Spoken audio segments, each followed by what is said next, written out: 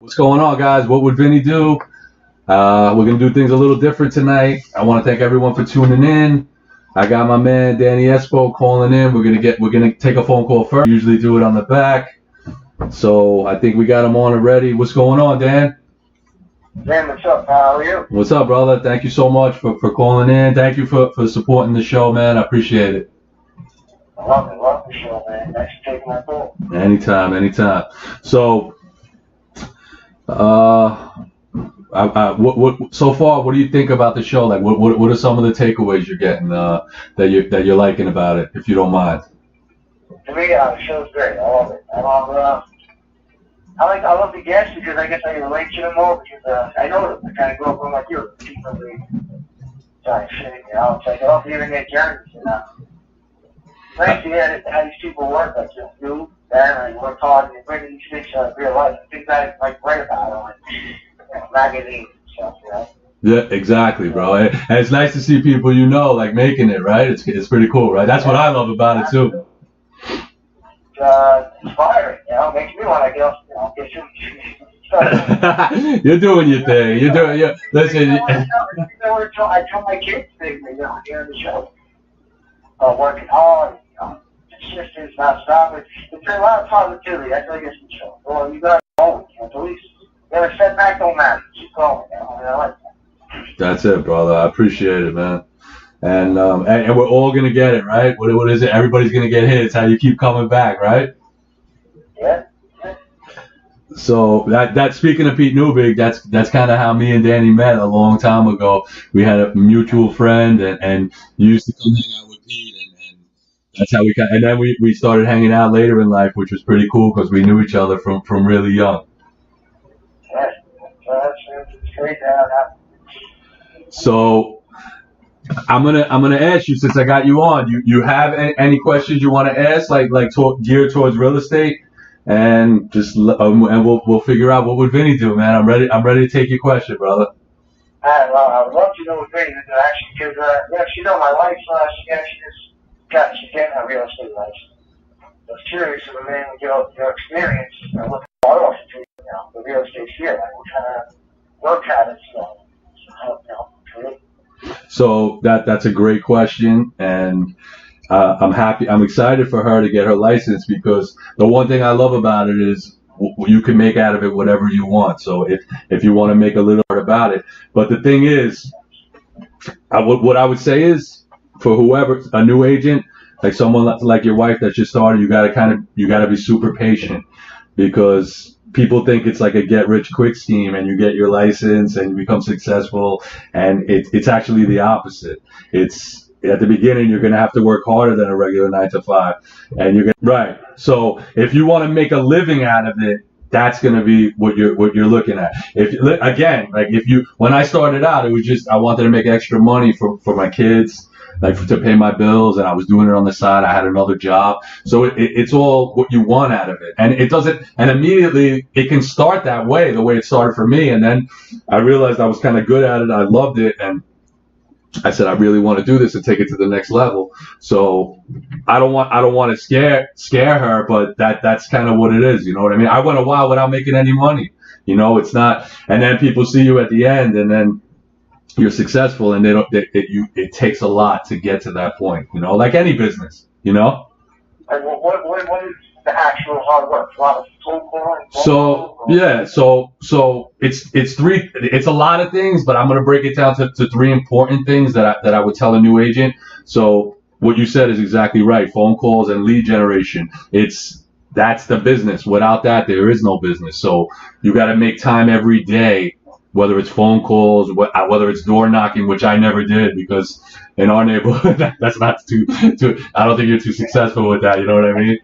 So, just lead generation. It's just making phone calls, like calling people. What I think is important is working your sphere. That was like my bread and butter. So I would say that as well. Like everybody and just helping and servicing people in your life, and not thinking they owe you anything because you're a realtor, but earning their business and their trust. And that's always been big with me, like trust. I base my business on that, especially because people are trusting me with their most valuable asset of their lives.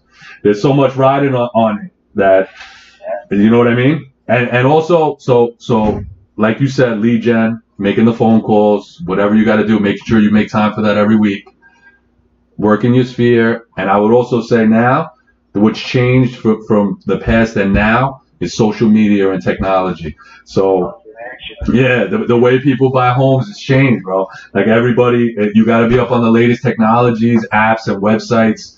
People want to fight it, but it's the reality of it. People are looking on their phones to buy real estate. Things are different now, you know. So you gotta go to a company when you go to work that's using technology, and you got to be ahead of the curve, because that's the most important part of it. And speaking about, that's another thing I could recommend to a new person, to get a mentor, to get someone like me that's been doing it a while, someone who you trust, and to kind of let them teach you, and that can knock years off your learning curve, you know? Yeah, that's everything. And then, do you have a mentor? That's a great question too. I honestly, like, I didn't have a specific person, but there's the 20, it's called the 20/80 rule, where 20% of the people are making the money in the office, and I kind of always gravitated towards the people who were doing well, like in anything, right? And you want to copy what they're doing versus the people that are not doing business. So I didn't have one direct person, and you know what? I wish I did, because it took me a long time to get where I am. And I see people coming in the business now, and if they get a mentor, you can do it a lot quicker. So if you ask me, there's one thing I would have did differently, I would have got a mentor, and I would have probably cut some years off of this journey of mine, you know? Yeah, so it's like you see the movie, the contract movie, like, having to keep contact, That's it. And always, and you gotta always ask for business. I remember I took a class when I first started, and it was like this guy, I forgot his name, dude. And I remember at the end, they were like, what is one thing you could tell people that are, and he said, always ask for the business. And this was guy, like, he was the broker of like the Manhattan Keller Williams. And he was like, you need to always ask for business. And a lot of people, they're like, I don't want to annoy people, or I don't want to be a pest. But if you don't ask for it, how's it gonna? What's the saying, bro? What's Wayne Gretzky saying? You know, you miss 100% of the shots you never take, right? It's the same thing. So if you don't ask for the business, it could be there for you, and you don't even know. Absolutely. Let me make sure you, like, we're thinking of business cards, so we have a card on maybe, or What is it? business cards, like make up a card and pass that down. Of course, yeah. When you first start, that's For a business that's up on social media, or she's have her own one. On Facebook. yeah. You gotta market yourself before the company. Like everybody's gotta know. So the first thing that they tell you is, like, you sit down, you call 100 people that you know, like you just said. So all her friends on Facebook, you're gonna call them up and you're gonna say, hey, this is Marianne. I just started a new business. I'm super excited. The company, any of your needs, I'm here to help you. You mind if I stay in touch with you? You mind if I take your email? Are you still at 123 Hollywood Avenue? And you make that introduction and you let people know. Just from that 100 calls, you're going to get somebody that's going to say, oh God, my brother's looking for an apartment. Oh my God, my cousin's looking for, I can't believe you called. I'm looking to sell. And that's it. And then it's got to be a snowball effect. You got to keep doing it. So basically anything right. So they can get out. That's it, brother. That's it. So, anytime, man. Again, I want to thank you for the support. I want to thank you for calling. And I got to ask you 3 questions since I got you here. I do it with all my guests. I do it with calling. I do it with guests. So I'm going to ask you your favorite NBA player. It doesn't have to be current. It could be like back in the days. I'm going to ask you your favorite rapper, and I'm going to ask you your favorite rap, either single or album. So start with the player. Yeah, you know my favorite player, like you like that. Ah, nice. I love it. What else can we say, right? Okay. All right. Yeah. Yeah, yo, my favorite album, I gotta be Chronic. Classic album. Definitely classic album. It was a game changer. It was. That's when the West Coast was introduced, right? Yeah. But NWA was first, but then the Chronic really set it off. That's right, man. That's right. All right, my brother. Together, bro. You gotta show me the stuff with the guitar. I got my electric guitar back. You gotta show me how to set it up. All right. yes. All right, man. Talk to you soon, man. Take it easy. Thank you. All right. Later, Dan. Bye. So that was my man Danny Espo calling in. I'm happy. I'm real happy that his wife is getting licensed, and I know her well. I'm sure she's going to be successful at it. My man Danny got the right attitude, and he knows. He said it right there. You get in what you put in. So nice weather's coming. It's spring. This is the perfect time to get her license. The buyers are coming out. Should be more inventory. Last couple of years that hasn't been the case, but I want people to kind of understand. Tonight I'm gonna stay on real estate. Danny got me pumped up talking about new agents and what we need to do. That there's different markets, and so just because in one place something's going on, it doesn't mean it's happening where you are. And a lot of people get confused. So there's different markets and they go through different cycles. I hear people who are not realtors, even some realtors, that they're describing market conditions, and I'm like, really? Because that's not happening for me. I find it odd sometimes when I go on listing appointments and people are asking questions, and of course the main concern is the commission. Very few ask, how much business do you do, and in the area where the house is. That is so important. Like things can change so quickly. Some markets can be hotter than others. It's very detailed, and you have to choose a realtor that knows and knows the changes and knows what's going on, and it needs to be something that they stay on top of. It's a crazy business in that way. Like people that are not realtors assume they know the market, or because they sold up or purchased a house or two in the course of their life, they're now an expert in real estate. I purchased houses before I got my license. As a kid, I was able to buy houses thanks to my father, and I speak about it. Looking back, knowing what I know now, I should have used a realtor. It's crazy. It's really not smart to do the transaction without a realtor. The amount of problems that can come, and they will come, and during the transaction, it's insane. And when they do come, you want to have a realtor who's seen the issues before and knows how to handle. And of course, if the deal goes smooth and you don't hit one snag, then most competent realtors can handle it. That's simple.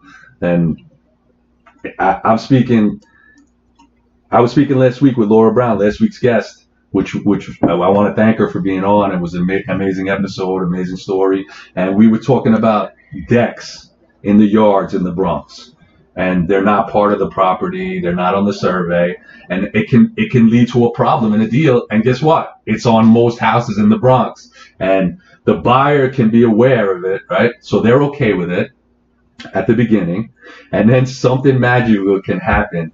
And I'm not talking about like fun magic. It's like dark magic, where the buyer's attorney will now bring the issue up and tell her client they're going to have an issue when they go to sell. And now they want the issue resolved, which if the seller's not prepared to handle this, or the seller hired a realtor that's not prepared to handle this, it can cost the buyer money, or even worse, kill the deal at the end when you're already 2 months in, and now you need to start over. And everyone knows in certain situations, time could be more valuable than money. So a simple fix is to create a rider at the beginning of the deal that the buyer is fully as a deck that's not listed on the property. And little things like that make the right realtor worth their weight in gold. The deck thing for me is nothing, because I dealt with it so many times, and I know how to easily handle it. There's so many things that can arise. I'll tell you another story of a market switch that happened with a client of mine, and hopefully it'll make you understand how things can switch. They can switch fast, but it's also subtle that people don't even realize. So I had a client I was trying to get for a while, and I was every time I would see him, I was like, when are you going to let me list your house? When are you going to let me list your house? He was a developer. So this is someone in the business, and this is a true story. So one day, and I'm talking about years, like I would see him at Pelham Bay Park walking on the track, and I would go walk next to him, and I'd say, like, when are you going to let me sell one of your houses? So finally, one day, I see him, and I say, when are you going to let me sell one of your houses? And he says, I tell him about the other things that I've done successfully. I make my pitch, and he says, I have something for you. He goes, I have a house that I own in contract, and I feel like the deal's not going to go through. And if he doesn't, I'm going to give it to you. So I'm like, great. I mean, it's better than nothing. I've been trying to get it for a while. He kind of threw me something, so I'm a little excited. So tell me the address. I'll look it up. So he tells me the address. I look up the house. And I say, how much you got it in contract for? When he tells me the number that he had it in contract for, I'm like, dude, you better hope the deal falls through, because you are giving the house away for way less than you can get for the house. So now, understand this. This is someone in the business already. They had the house on the market for so long, and the market changed to that they didn't even realize what the house was worth anymore. And this is a developer who does this for a living. He was about to sell the house for $200 less than it was if this deal didn't go through, and if this deal would have went through. And so the deal falls through. He calls me up. I get the listing, and I tell him how much we could get for the house. I don't think he believes me. I list the house, and like I said, it was more than 200 over than what he had the deal for. I get the house in contract. He's like, I still like not thinking that I'm going to get him the amount of money that I told. He thought I was saying that just to get the listing, which I don't do. A lot of realtors use that tactic. And I was telling him the honest truth of what I could get for the house. I get him the money. We close.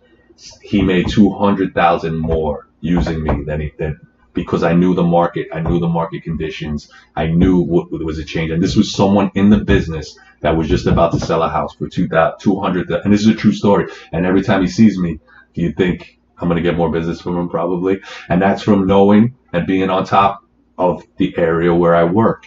And that's the most important question you need to ask a realtor when you're interviewing them, not what their commission is. Did the commission matter in that deal? I could have charged him 10%, and he still would have made over $100,000 more. So what I'm saying is, a lot of times a realtor is worth their weight in gold if it's the right realtor. That's it. There's 3 people in your life. There's a saying, right? That if they're doing what they're supposed to be doing, they should be making you money. It's a good lawyer, a good accountant, and a good realtor. That's the holy trinity right there. Remember that, folks. Most people have it backwards. When you're hiring people, it's the same mindset. You want to hire talented people and pay them well. And if they're truly talented, you'll make your money back and then some. Instead, people want to underpay, but what you get is underperforming, less talent, which ends up costing you more in the end. So remember that, folks. That's what it's about. And I want to thank my boy Danny Espo again for all the support and love. Great dude. I want to thank Laura Brown for last week. Amazing journey. And I'm going to have her on. We're going to have our little tug of wars that we have about the deck like we do. I have amazing guests next week. Sherry Hamayoun Myers. Great story.